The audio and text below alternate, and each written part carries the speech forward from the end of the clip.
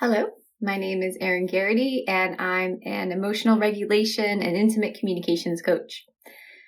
So, who am I and why am I qualified to talk about these things? So, first of all, I am a self-made woman. I'm an entrepreneur for almost 20 years. I'm a yoga studio owner for 10 years. I'm a podcaster for a decade, and I have been guiding myself through a spiritual path for the last 20 or so years. I am an author of 2 published books, and I am a spiritual leader in my community. So I wanted to talk today about signs of emotional dysregulation and how you can regulate yourself. So why is it important to know when you're dysregulated? Well, a lot of times when you're dysregulated, you can say and do things that you don't really mean, but can have a lasting impact upon your relationships and consequences for when you say certain things. So signs that you're dysregulated is that you can't see clearly or think clearly. You feel numb from your body. You are tripping over yourself or losing things. When I'm dysregulated, I lose 2 things. I lose my shoes, partially because I'm a martial artist and a yogi, so I always have my shoes off. And then I lose my keys, which is a common one for a lot of people. Also, memory is challenged. So little simple things you might notice, like, why can't I remember this? Because you have a lot going on in your life and you haven't been able to ground and process. And so then it's more common that we would get into a dysregulated state. Now, it's important to be able to recognize this so that you can pull yourself out, because again, you don't want to say and do things that you don't mean. And when you're in a dysregulated state, if you have some kind of trigger that's going to further dysregulate you, and you're going to lose all of your abilities to use any tools that you have. So, when people are learning my coaching tools and I'm just doing coaching sessions with them in the beginning, sometimes they'll say, yeah, I was fine until my husband said XYZ. And then all of a sudden I flew off the handle. I forgot all the things that you taught me. And then, I wasn't very proud the next day. So learning to recognize these symptoms of when you are dysregulated, again, you're numb from yourself. Maybe there's particular body parts that you can't even make contact with. If you ask yourself, how do I feel? It's really hard for you to get an answer. And so recognizing some of these symptoms and then being able to come into a space where you can regulate yourself is going to help you to say answers that you actually mean. It's going to help you to be in touch with your deeper truths so that you can express them. And it's going to help you to keep connection to yourself and others. So when you notice that you're dysregulated, a couple of things that you need to do. So the first one is take a pause. So take pause, take space.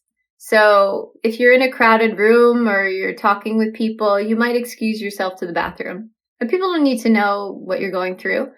Though, my second thing that I would say is, besides excusing yourself to a bathroom or a private space, is to just publicly announce, hey, I'm feeling a little dysregulated. Hey, I'm feeling a little anxious. I've done that before. Actually, I can recall a meeting that I had with my studio staff. And in the middle of talking about something, I felt overwhelmed and I lost my train of thought. And I just said, I'm overwhelmed. I need a few moments. And when I said that, people just stopped looking at me. And then there was another instructor, luckily, that spoke up about something she wanted to talk about. And so I took the next few minutes to breathe deep and just to center myself. And for me, it's very important for me to feel my gut. When I disconnect, a lot of times it's from my sort of diaphragm, gut area between my heart and my belly. So I breathe and I make contact with that space within my body. So that's my space. If I am thinking I'm dysregulated, if I check in with that spot and I can't connect with it, chances are I'm dysregulated. And when you're dysregulated, you're going to be more reactive to what people say.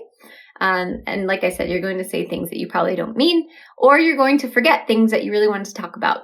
And so making sure that you're regulated. So space, whether it be internally, externally, or both. And recognizing especially when you're having difficult conversations, your window of tolerance this is something that I reference in my book, especially this one, The Journey Through the Dark to Find Light.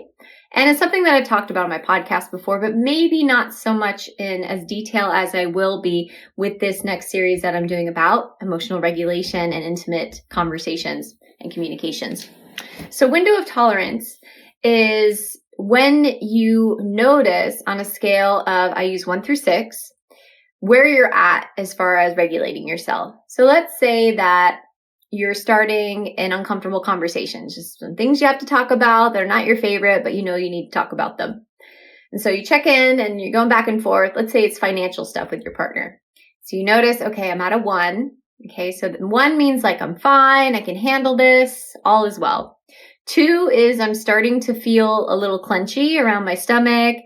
My shoulders might be doing the kind of curl in things. Your body is starting to show you signs of not being able to maybe regulate you come forward just a few moments. So when you get to 3, that's when you start shutting down, curling in, and that's when you might like sort of go offline. You might zone out, shut down, or you might start feeling defensive. By 4, you're starting to say things that are snippy. You're starting to see things that are said as an attack. 5, you've already said things that you are going to regret. And 6 is like you're slamming doors and you're yelling, and we try not to get to 6. So the window of tolerance is good because it gives you a measurement scale to see, okay, where am I at and what do I need to do? So what I have used in the past, and again, I talk about it in my second book, is taking space. And when you're taking space, breathe to regulate yourself. So one of my favorite ways to regulate myself is Nadi Shodhana. This is known as the king of pranayama, and it's alternate nostril breathing. So I usually take my index and middle finger and draw those down, or touch the third eye. Plug the right nostril, inhale through the left for 4. Plug the left, exhale for 4 through the right. Plug the right, inhale left. Plug the left, exhale right. So you would do this 4 to 7 times on one side and then repeat it on the other side. So then you plug the left and inhale through the right. For 4, exhale through the left. Plug the left, inhale right. And plug the right, exhale left. So again, 7 times on each side. When you do this pranayama, it helps to bring your right and left side hemispheres back online together. And when you can do that, then you can form sentences, you can say what you mean, and you can stay connected to your heart. The masculine and feminine aspects of you will come together so that you can stand your ground, have structure, have memory, have firmness, but you can also have empathy and softness and nurturing and all these things like compassion. So first, just to review for this first podcast in this series, is to recognize when you need space. Recognize through the window of tolerance, am I at a 1, 2, 3, 4, 5, 6? We want to try to stop it by a 3. 3 is like the last part we want to get to. And it just takes some practice. You might not catch yourself to at a 4 or 5. Hopefully not at a 6, because the thing is, when you're fully dysregulated, it's hard to use your tools. And so I like to say, you're not a terrible person. You just forgot yourself. You just forgot your tools. And that happened to me so many times when I was learning how to use these tools and on this path. And now I'm to the point where I'm very aware. I do regular practices that keep my nervous system balanced. It's not perfect. For example, I was traveling back from India recently, and I was surrounded by everybody in the airplane and I couldn't meditate the way I usually do. So I felt a little bit overstimulated. I felt a bit overwhelmed. But when I could, I came to a quiet space and was able to kind of regulate myself, even do a little bit of yoga practice. I thought discreetly in the corner of the airport, but then I had some Indian folks that were thanking me for practicing yoga in India, which was pretty awesome. So space, window of tolerance, recognizing when you're at least at a 3, when your body starts to get clenchy, when you start to feel like you're like the thoughts are like, oh no, what's happening? Or I'm starting to feel attacked. Breathe, take some space, recognize that this is not permanent. This is old patterns being triggered, and that you just need space to be able to regulate and process. It is amazing when you learn how to regulate yourself, how your patterns start to change, how you're able to use the tools. But if you let yourself get into that 5 or 6 or even 4, a lot of times all those tools will go out the window because your nervous system is too heightened to be in a calm enough state to be able to access these tools. It's almost like you forget everything. So just a reminder, you're not a terrible person. You just forgot yourself. You forgot your tools. And so keeping yourself regulated with deep breaths when you're talking with someone, trying to be aware of how your body's feeling. If you have a spot like I do, my spot's my belly. If I start losing contact here, I know that I'm starting to become dysregulated, and I am not shy about expressing that or asking for my needs or excusing myself. Because if you are used to just sacrificing your needs and not taking care of yourself, and you're finding that you're having behaviors like lashing out or shutting down, or you're so afraid of intimacy and you don't know why, it's because you're not being intimate with yourself. So you owe it to yourself. And this is how you foster deep and meaningful connection in relationships, is through this kind of work. So I hope that this podcast has been helpful for you. This is the first video podcast I've been in a while because I've been in India traveling, which I will tell you all about, and I talked a little bit about on my prior podcast. But look forward to this series, again, emotional regulations and intimate communications. I hope that you have a fantastic day. And a couple of things really quick. I am doing an immersion, an India immersion sacred arts trip in June of next year. So it's June 3rd to the 16th. This is not a teacher training, though there's parts of it that can be used towards a 200, 300 hour. My goal is to expose people in a safe way with like lots of bonding and lots of community shares and intimacy, emotional intimacy, the sacred arts of India. So Bharatanatyam, which is a classical form of dance, Kalaripayattu, which is the oldest form of martial arts, yoga, philosophies, pranayama, visiting temples, seeing historical sites, and just bonding with everyone in the group. So if that's something you're interested in, and maybe India's been a little bit intimidating for you, I've been there quite a few times. I have lots of friends there. It's very well organized. And the place that we're staying in, breakfast, you get eggs, which is harder to come by in shalas in India. We have AC in all the rooms and hot tub. So if you want a little bit more of a buffered experience of India as your first time, or maybe just like you want to go with a bunch of conscious people and you want to bond and have a life-changing experience, those are the kind of things that I offer.